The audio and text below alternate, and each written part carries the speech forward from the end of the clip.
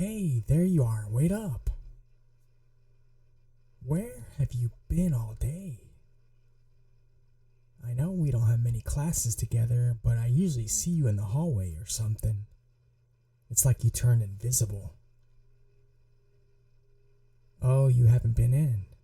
Are you okay? Nothing bad happened, right? To you or your parents? I saw them just yesterday, but I know bad things can happen fast.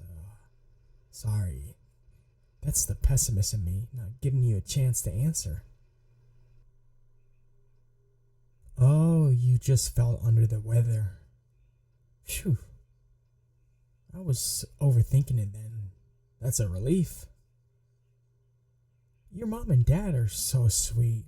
I'd hate if anything happened to them. Implying? What could I be implying?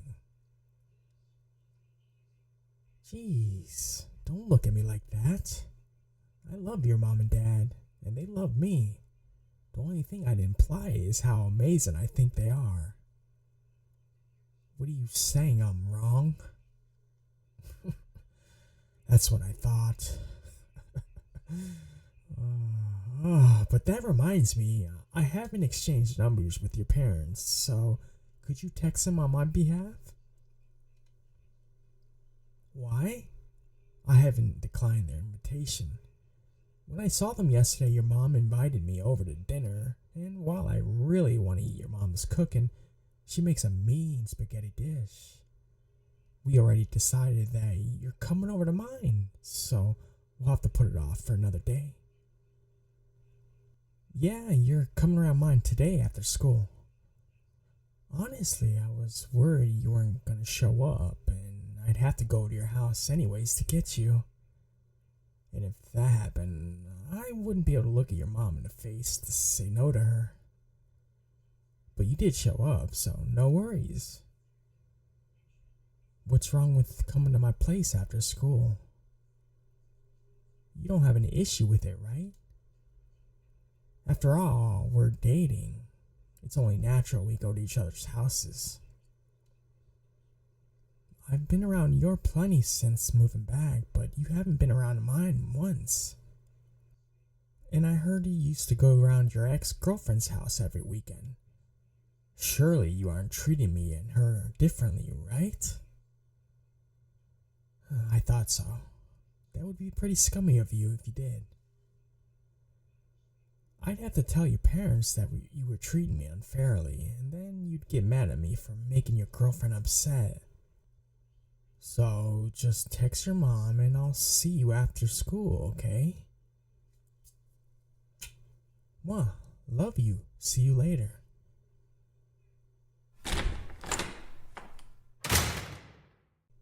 Make yourself at home. Just toss your shoes anywhere. It's just me living here, so you don't need to worry about making a mess.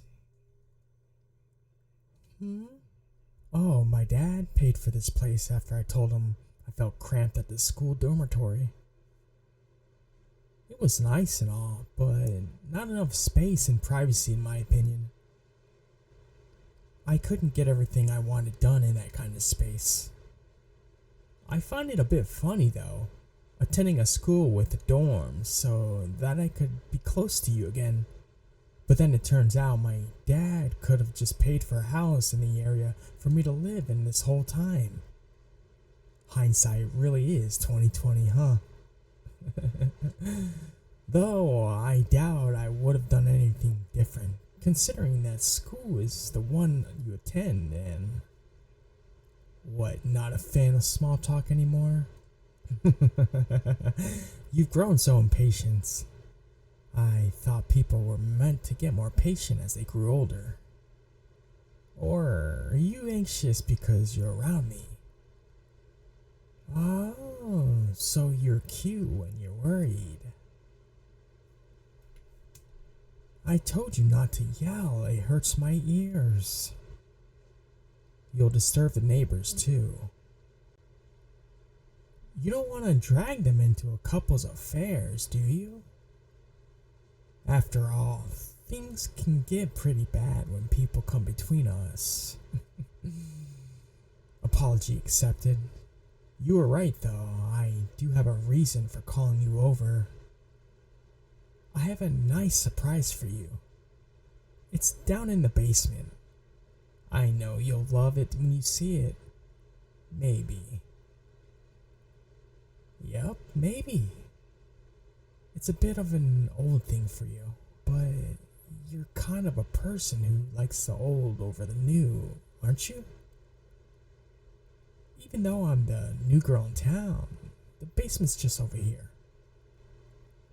Shh, you don't need to ask any more questions if you hurry up. There's some time-dependent factors at play.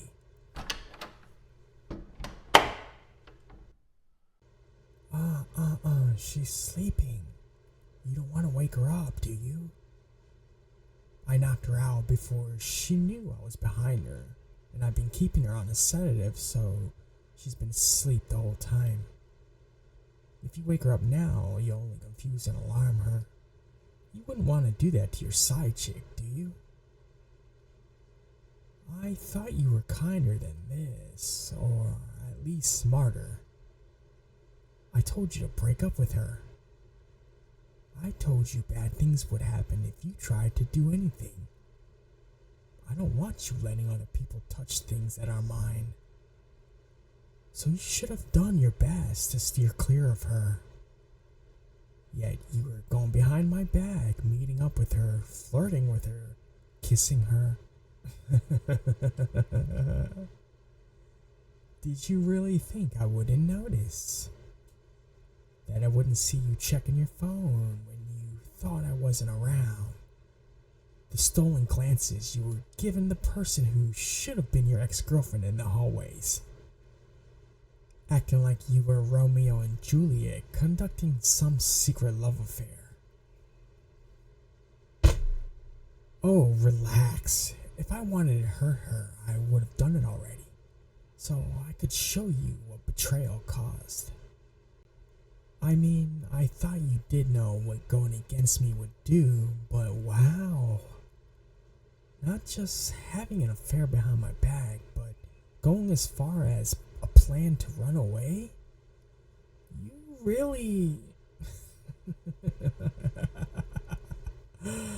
I can't even put it into words how shocked I am.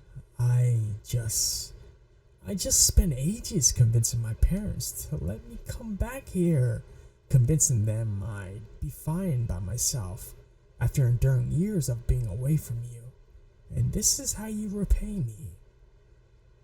Was me compromising really not enough for you? I wanted to get rid of her immediately, but I thought you both had some sense of humanity, so I decided to come in softer and let her live. Talk about being a fool. I should have done to her what I did to that little witch all those years ago. I'm surprised she still accepted you after finding out about that. That look on your face. You didn't tell her, did you? No, this is gold. She's more of a fool than I thought. Throwing everything away for someone she thinks is a good person, when really she's running away with an accomplice to murder. What do you think she'd do if I woke her up now and told her everything? Oh, I would. I'd go into great detail about your hand in it. Sure, I was the one who did the deed, but you were the one who lured her into the old building at the edge of the park and watched. Criminal mastermind as a child. And she's tied up in a chair in one of their basements with both of them surrounding her. I'd quite like to see her expression. But where's the proof I tricked you, huh?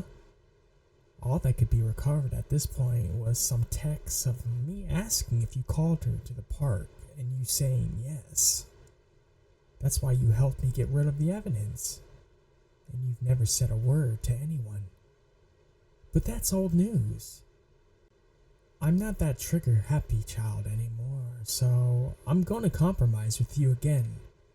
I've been thinking long and hard about what to do with our relationship after everything you've put me through, and I have an ultimatum to offer you. Two options, and you have to decide here and now. Since we're time dependent on this one's parents realizing she's missing and they call the police. Option 1. You apologize for trying to leave me, and I'll give you an alibi for earlier today so the police don't question you on where you were when your ex-girlfriend went missing. Cold cases like these tend to get a lot of attention from the media, remember? Even if she isn't as young as the last one. Now, option 2, I'll let you run away with her. I'll pretend I understand why you'd want to abandon me, and I won't chase after you. I won't even tell the police about our childhood partner in crime stunt. But I'll pay one last visit to your parents. They always say their lives revolve around you. That means they don't need their lives if you're around, right? I guess technically there's an option 3 of you choosing either I do what I want, but I don't think you want that. You should feel happy that I like to keep the things that are mine happy. Make your choice.